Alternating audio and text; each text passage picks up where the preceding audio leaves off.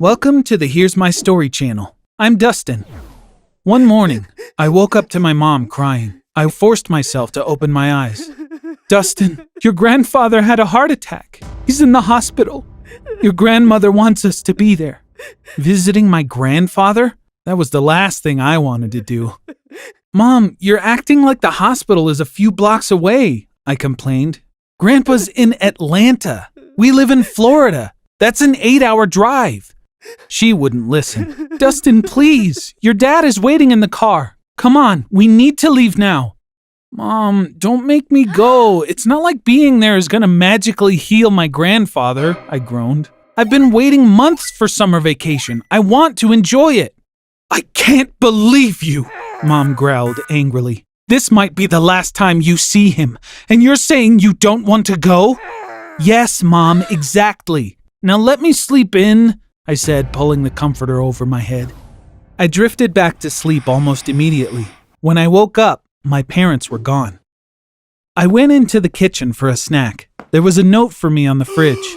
Dustin Scott, there will be consequences when we get back. Obviously, I had upset my mom, but I didn't give it much thought. It was time for me to kick off my summer vacation. I put some cereal into a bowl and ran to my computer. A new version of my favorite game had just been released, and I wasn't leaving my PC until I managed to beat it. The following 2 days passed just as I'd imagined. I was progressing faster than expected. I played my game the whole day non-stop. I only got up when I had to go to the bathroom, or was too hungry and had to make myself a sandwich. I was totally lost in my own world, and I was having a blast. On the third night, I realized that my parents hadn't called me since they left. They had to be furious at me. Maybe if I texted Mom and asked how my grandfather was doing, she'd soften up. Perhaps they'd be less mad when they got back. When I went to text her, I realized my phone had died. All this time, I thought they were just mad at me, but they just hadn't been able to get through. At this point, a text message wouldn't cut it. I had to call to make it up to them. It was too late at night, so I decided to call them first thing in the morning. I couldn't keep my eyes open anymore. I plugged in my phone and fell asleep as soon as I got into bed. In the morning, I woke up to a loud commotion. At first, I thought I was dreaming, but soon realized I wasn't. The noise continued. I jumped out of bed to figure out what was going on, and I found myself knee-deep in water. My room was flooded. Had I left the water running somewhere? I waded towards the door, the water slowing me down. I grabbed the doorknob and pulled. Suddenly, I was completely submerged in a rush of water. The hallway must have flooded. The force of the water knocked me off my feet, tossing me mercilessly in a dizzying torrent. I couldn't believe it. Our entire house was filled with water. I struggled to gain my bearings and get some air. When I finally surfaced, I was very close to the ceiling. As I took a few deep breaths, my brain finally woke up. The water was coming in from outside. At that moment, 3 alarming words sounded in my mind: Florida, hurricane, and flood. It had been only 4 months since we moved to Florida. We knew there would be hurricanes from time to time. Dad comforted us during the move by saying, "Don't worry, officials send notifications to our phones before the hurricane hits. They'll warn us if that ever happens, so we can take precautions, or even evacuate." Why didn't they warn us this time? I thought. Then it dawned on me. Of course they had, but I had been stuck in my game world. I bet my parents had even called me when they saw the hurricane was approaching on the news, but they couldn't reach me. My phone was off. The water was rising almost to the ceiling. I had to get to the roof immediately. That way, I could at least avoid drowning and hopefully get the attention of a rescue helicopter. Getting there wouldn't be easy, but I had no choice. Our house was 2 stories tall and had 2 bedrooms and a bathroom upstairs. My parents' bedroom had a skylight. It was my best chance of getting on the roof. I took a deep breath and dove down, swimming upstairs. Almost out of breath, I was about to reach the stairs. Right at that moment, I saw it right in front of me. There was a giant alligator swimming in our house. You've probably heard about this, but Florida is famous for its alligators. They live in the rivers, lakes, and wetlands around the state. One time, my dad saw a giant alligator passing through the course while playing golf. It looked terrifying. He had taken a video of it and sent it to us. I couldn't believe my eyes, but an alligator of the same size was now prowling our house. It had probably been swept into the city by the flood, somehow finding its way into our home in search of its next meal. I swam to the surface and stuck my head out of the water, gasping for breath in fear. My heart was pounding. I looked around anxiously to figure out where the alligator was. I was so close to the stairs. I took a deep breath and got back in the water. And that's when I came face to face with the alligator. It had seen me, and now it was coming for me. I started swimming with all my might, not looking back to see if it was following me. I made it to the stairs, but at the last second, I caught a glimpse of a large shadow from the corner of my eye. Then it struck me. I felt immense pain as the alligator slammed me with its tail. Disoriented, the flood's current carried me to the upstairs bathroom door. The door was closed, so the room hadn't been filled with water.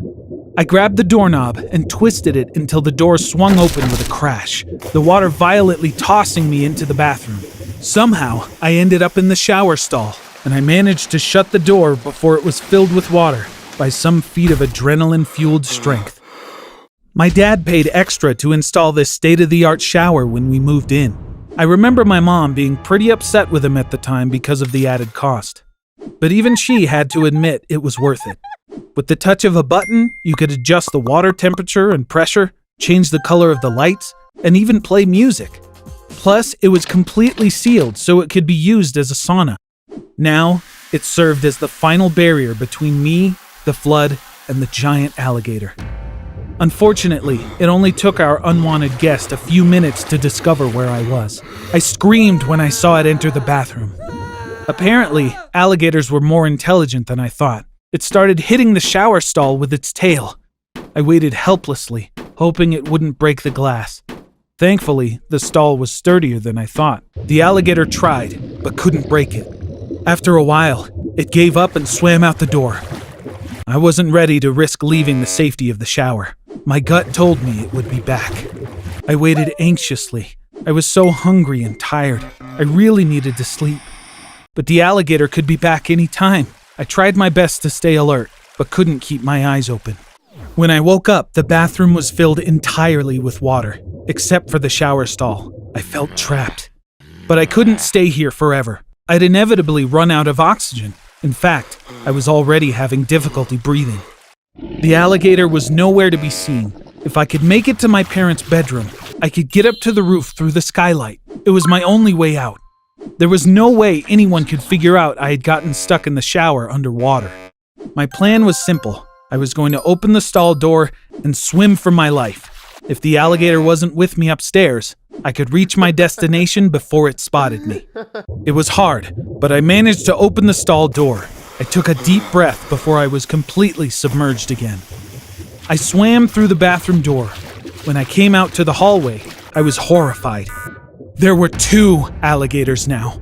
They saw me, and I'm sure they were as hungry as I was, but I had no intention of being eaten alive. I swam for my life so fast that I could have easily broken a world record. When I entered the bedroom, I closed the door and made it to the skylight that opened to the roof. It wouldn't budge. I couldn't open it no matter how hard I tried. I could hear the dull thuds as the alligators tried to get through the door, only a few feet away from me. At that moment, I did the first thing that came to mind. I flipped upside down and kicked the glass with my feet. The glass broke, and I clambered onto the roof in a fit of gasping and coughing. The flood had turned our street into a river. I stumbled off the roof and into the river while trying to get on my feet. As I surfaced, I caught the sound of a voice.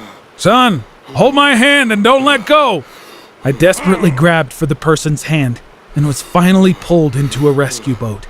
When I finally collapsed on the boat floor, I sputtered, "There were 2 alligators in our house." "Those damn animals are everywhere," the guy from the rescue team said. They flew me to a hospital in a helicopter. In a few hours, I was in the same Atlanta hospital my grandfather was. My parents came to my room as soon as they discovered I was there. They were worried sick about me, but they couldn't return to Florida because of weather conditions. Even though they hadn't heard from me, they assured themselves that I was okay and old enough to take care of myself. I really did take care of myself. I found out later that I had been trapped underwater for 2 days. What's worse is I had alligators eyeing me as their next meal. It's a miracle I was able to survive at all. Like most days, I got off the school bus and walked 2 blocks to the kindergarten where my mom works. As usual, I stood waiting for her at the front of the building. On that day, though, a man came from nowhere, grabbed my backpack, and ran away with it. "Hey, that's my math homework you're stealing!" I yelled after him. "There's nothing of value to even steal!" The man disappeared around the corner. Distraught, I slumped down and continued waiting for my mother. That's the price you pay for living here. Things like this happen all of the time. My mom finally got off work at 5 p.m. "Someone stole my math homework while I was waiting for you," I told her. Just like me, she'd gotten used to it. "You're lucky. Someone stole all 4 tires from a client's car today," she said, laughing. We continued chatting while walking to our fake home. You heard that right. I said fake. You'll figure out what I mean in a moment. You see, this old and rather dilapidated house goes with the rest of the neighborhood. After about 10 minutes, we made it to our fake home. My mom made herself a coffee as we waited for my dad until 6 p.m. After my dad came home from work, we spent another hour waiting impatiently. Then we hurried around the house, closing the curtains so our neighbors wouldn't see us. From the moment the curtains closed every evening, we'd live as we truly are, like rich people. We went down to the basement of our fake home. My dad turned on the facial recognition system. We turned our faces to the hidden cameras. As soon as the system identified us, the secret door in our basement opened. The secret door revealed a 5.4-mile-long tunnel. It's actually a subway line that belongs to my parents and me. We use this unique subway every night to reach our real home. After a short ride, we made it to our mansion. Our property is enclosed by 13-feet-high walls. During the day, there are hundreds of people working here, maintaining the grounds. Maids, drivers, cooks, and gardeners. The staff leaves at 6:30 p.m. We arrive after they're gone, and it's only us at the mansion. We walked into the dining hall. We filled our plates with food from the buffet and sat down. The best chefs in the world cook 100 different dishes every night. My dad asked, "How was your day, son?" "Someone stole my backpack as I was waiting for Mom. I had my math homework in that backpack. I need to do it all over again," I replied. Dad smiled. "Bummer. I'm free tonight if you need help," he said. "Dad, I hate hiding the fact that we're rich. Horrible things keep happening to us in that neighborhood, and they always will." "Alvin, we talked about this so many times. We have to live this way. We have no choice but to adapt," he replied, frowning. Yes, we had talked about this many times, yet I still didn't understand why we had to hide that we were the wealthiest family in the world. My grandfather had won the biggest jackpot of all time from the lottery. On the way to claim his winnings, he and my grandmother got in a car accident. My grandmother died instantly. My grandfather fell ill in his grief. So he hired a lawyer to get his affairs in order and found an investment advisor. "I'm not going to touch this money. Invest with it as you like. I want my son to benefit from it in the future," he said. The advisor was very good at his job. He built hotels and shopping malls worldwide and bought shares in gold and diamonds and stakes in many successful companies. My grandfather's lottery winnings grew exponentially, reaching billions of dollars. When my grandfather died, my parents inherited all his wealth. For some reason, we have to hide it. We pretend to live in the lowest income neighborhood of our city. We can only enjoy the privileges of being wealthy when we're in the mansion. I've been putting up with this for years because my parents want me to, but I've had it. I want to live my best life 24 hours a day. It's my birthright. I thought about everything that night and came up with an idea. If I made sure my friends at school knew about how rich we were, they would definitely tell their friends and families. Word would spread like wildfire, and all kinds of people would know about our fortune. Then my parents would have to concede that it was impossible to hide any longer, and we could start living the high life every day. I put my plan into motion the next day without hesitation. To start, I decided to tell 2 people, Nancy and Justin. I can't really say that I like them. I think they're super obnoxious, but they both were pretty popular in school and loved gossiping. Thanks to them, my family's secret would be out in no time. After lunch, I called both of them to the schoolyard and cut to the chase. "I'm going to share my family's biggest secret with you." They were both stunned. "I'm not kidding what I'm about to tell you, so you've got to trust me," I said. I had to muster up the courage to keep speaking. Nancy and Justin waited with anticipation. They both stared at me intensely. My family is the richest family in the world, and I'm the richest kid in the world, I said. My friends just stared at each other. Then they both burst out laughing. If I'm honest, that's the reaction I was expecting. You don't believe me, and you have every reason not to. I'm going to ask you to come with me. What I'm about to show you is sure to convince you, I said. You better find other people to mess around with, Justin groaned. Nancy was all in. Alvin looks dead serious, she said, and I'm curious about what's happening here. I couldn't take my friends to our fake home because I didn't know how to operate the facial recognition system. That being the case, I wouldn't be able to open the secret door. That's why I decided to take them to the mansion in broad daylight. It would be my first time entering my own house from the front door, but first, I had to convince the security detail posted outside. There was a gigantic iron door at the entrance and a security booth for the guards. Nancy and Justin stared in disbelief, first at the majestic door, then at the towering walls. One of the guards came out of the booth. Kids, this is private property. Please leave, he said. I told the guard, you don't know me, but I live here. I want to show our house to my friends, I said. I'm not in the mood for jokes, kid. Move along, please, he groaned. My room is on the 3rd floor, I said, trying to convince him. There's a MacBook on my bed right now. I binge-watched Netflix until late last night. I can list off every show to prove it to you. Take us up there. Son, you're a fool if you think you can play me like that. I'll have to make a citizen's arrest for trespassing if you don't leave now, he responded. Justin turned to me. Alvin, I don't know if this is your idea of a prank, but I'm not getting in trouble because of some weird lie. This guy seems pretty serious. Let's get out of here before he puts us in a chokehold or something, he said. I decided to play my last card. I'm going to tell my father about this. If you don't want to lose your job, let us in. This is my house, I screamed. At the last second, the iron gate started opening. A luxury car with dark windows was leaving the property. It stopped where we stood. The black backseat window came down. The person inside looked out and asked, What seems to be the problem here? The security guard said, Sir, this kid says he lives here. The man looked at me condescendingly. You certainly do not live here. This is my private property, and I have 2 daughters, no son, he said. Let's go, he commanded the driver, rolling up his window. I just stood there, shocked. He's lying. This is our house, I murmured. Justin and Nancy looked at each other nervously. Nancy said, And to think I believed you, even for a second. Justin nodded. Called it. They turned around and started walking back. I was sure that everyone at school would find out about what happened. This mansion was my home. Who was that man? Knowing it was useless to insist, I went back to my family's run-down fake house. When I walked into the house, I saw my parents waiting impatiently for me. They both looked upset. Obviously, they knew what had happened. My mom said, Alvin, we watched you and your friends on the security camera. What you did was incredibly reckless. I had tears pouring down my face. You're right, Mom. I'm so sorry. But who was that man? Don't we own the mansion? I asked. My dad said, Of course we do. That man is a professional actor. Staff at the mansion think he owns the house. It's another precaution we had to take so that no one would suspect what's going on. Dad, why do we have to take so many precautions? Why are we hiding our real selves from the world? I really want to know, I pleaded. My dad looked at my mom, who nodded at him before turning to me. We hid some things from you to protect you. We knew we'd have to tell you one day, but we were worried about your mental health, Dad said, pausing. He looked back at my mom again. She nodded for him to go on. Then she started crying softly. My dad took a deep breath and began to explain. We used to be the family you always wanted us to be.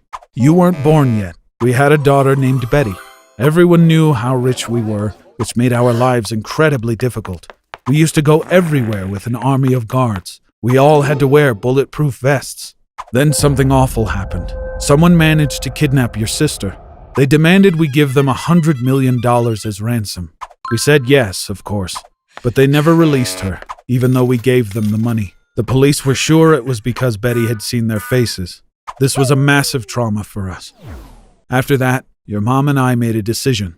We moved to the inner city and set up this life to hide our wealth. We lost our daughter. We couldn't protect her. We don't want to lose our son too. Alvin, all this is for you.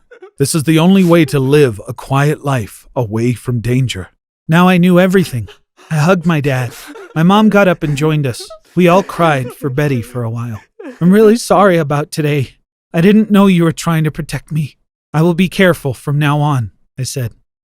From that day on, I made Mom and Dad a promise to live humbly during the day and never tell anyone again.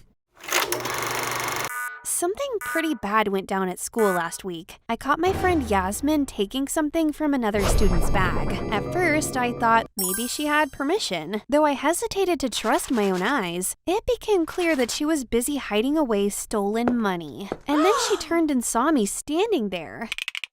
Erica, you've been here the whole time? Yeah, I came back for my gloves.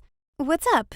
I didn't want her to lie, but I also didn't want to hear the truth. Erica, I'm aware of how this appears. You saw me take money from Bruce's backpack. My gloves? Can I trust you? Of course. I'll tell you everything, but it stays between us. Feeling cornered, I reluctantly agreed. I had to borrow money from Bruce because I owe Mary from 8th grade. She said she'd get really mad if I didn't pay her back. Did you know that Mary had to leave her old school for being unkind to a girl, filming it and sharing it on the internet? No. Erica, I'm fully aware of how terrible this is. I had no other choice. Yasmin, why not confide in your parents or consult the guidance counselor? I'll back you up. That way you won't have to turn to theft. I can't. Why not? Because they'll question why I took a loan from Mary. What did you do with the money? Remember those sunglasses I've been eyeing? The ones you've been longing for? Yes, those sunglasses. I visited the store to try them on and capture some selfies. As I tested the other pairs and leaned against a sofa, I heard a disheartening crack. I'd absent-mindedly left another pair on that sofa. The shopkeeper, surprisingly, wasn't mad, though part of me wished he were. He gave me the invoice with a 2-day payment deadline. I refused to cry there. I found myself unable to head home until the evening due to being overwhelmed by tears. As Yasmin spoke, she was visibly shaking.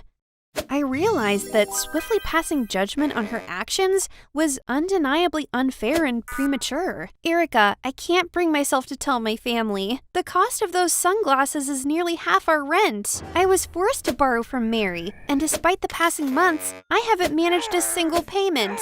Yasmin, my heart goes out to you for what you've endured. Are you planning to inform the teachers or Bruce? If so, I'll immediately return the money. This was a difficult moment. Perhaps Bruce also needed the money, but ultimately, Yasmin was my closest friend. And she faced the greatest risk. Yasmin, I'll turn a blind eye this time, but you need to settle your debt. If you can't, you have to come clean to the guidance counselor. Yasmin hugged me. Thank you, Erica. I'll immediately take steps to repay the debt. The following day, our guidance counselor unexpectedly walked into our math class. The teacher said, "Students, one of your classmates has reported losing a significant sum of money. They claim to have had it until the last break. However, it was missing after school." Goosebumps crept over my skin, as if I had been the thief. I felt compelled to glance at Yasmin. She appeared to listen intently, neither startled nor detached. She remained remarkably composed. The teacher made no accusations, but urged caution from us all. Once class ended, I dashed over to Yasmin. Relax, Erica, it's fine. No one got accused. Yasmin, what's your plan to return the money? I can't repay all the money at once. That would take too long. I'll pay it back gradually. Currently, I've got $40. Today, I'll tuck it into Bruce's bag to make him think he missed it. However, I need a favor from you. Can you keep this money safe? I consented to keep the money, hoping to save Yasmin from more problems. What's the worst that could happen? If caught, I'd simply claim the money wasn't mine. Nothing morally ambiguous there, until Yasmin had another favor to ask. Erica, something terrible has happened. The guidance counselor called me into her office and started asking me very strange and specific questions about Bruce's missing money. Yasmin, you should have talked to her. The cash needs to go back in his bag now. You want me as a lookout? I'll watch out myself. What? That's not happening. No one would be suspicious of you. Even if they saw you, Erica, you could say you were looking for your own backpack. They're already on to me. Maybe they even know that I owe Mary. It's not too hard to put together the pieces, she said, and started crying. You're my only friend, and you're more mature than everyone else. You've been so kind to me. One last favor, and I promise, it ends here. Her words struck a chord. In that moment, I felt like I had to do something. My gut told me to help her. So I went for it. Backpacks were heaped in the gym. I noticed Bruce's backpack right away. Yasmin waited by the door. My heart was pounding. My feet wouldn't move, but I knew moving fast was the only way to chill out. I hastened to the backpack, aiming to unzip it. My hands fumbled. At last, I managed to unzip one. The moment I was set to replace the money, footsteps echoed. The guidance counselor stared at me, catching me with the $40 and Bruce's backpack. What followed was worse. She wasn't shouting, yet her face was void of emotion. I swear, I was merely putting it back. I stammered. I spoke from a fear of being accused of theft, but the way it looked, it seemed like I was returning stolen money. Whose bag is this, Erica? It's Bruce's, ma'am. Is this Bruce's money? I never thought of betraying Yasmin. Snitching would be awful. I was utterly lost. Yes, well, no. As the teacher guided me to her office, I sought Yasmin, hoping she'd save me. I spotted her in the corridor. She whispered to some girls, clearly talking about me, as they glanced my way. Summoning my courage, I said, "Yasmin, you need to come here." The teacher looked shocked. What do you guess Yasmin did? She acted like she didn't know what I meant, then turned and left. Then I began to cry, standing beside the teacher. I told her it all. I doubted she'd believe me. However, a surprising twist occurred. The teacher summoned Yasmin, and we both confronted each other. I spilled the beans about Yasmin's shattered shades to Mary. Yasmin retaliated, saying I fabricated it all. She lies, ma'am. The instructor summoned Mary from the 8th grade. I hardly knew Mary, often posturing as a tough girl. Now she seemed a forlorn pup before the teacher. She was near to tears. Is it factual, Mary, that you loaned some cash to Yasmin? If you deceive, understand that it equates to you lending funds and issuing threats. If you cross the disciplinary board one more time, you may even get probation. Yasmin is a close ally of mine. She conveyed her family was facing hardships. I can't face another detention. My family would disown me. Mary, if you speak honestly, I assure you, any action you took remains between us alone.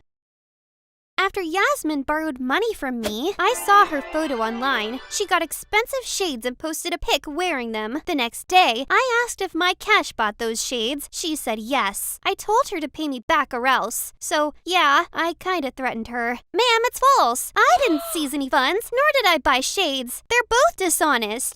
When the educator retrieved her phone and stated, "Show that image," Yasmin found no escape route. It appears the instructor had observed us earlier when Yasmin was handing me the funds. Luckily, I possessed solid proof asserting I wasn't the culprit. Seemingly, Mary intimidated Yasmin because she lied. Yasmin had borrowed money to buy the sunglasses she coveted, not because she broke them. Naturally, both Mary and I faced repercussions, as we too were guilty. Yet, it beats having the label of a thief. Nonetheless, the instructor stressed that remaining mute post-witnessing a crime or abetting the offender matches the criminality of the act itself. When I described Yasmin's seeming despair and helplessness, she called it manipulation. Yasmin boosted my morale by labeling me mature, coaxing me to yield to her desires. Labeling it manipulation, that was exactly the same as making herself seem desperate.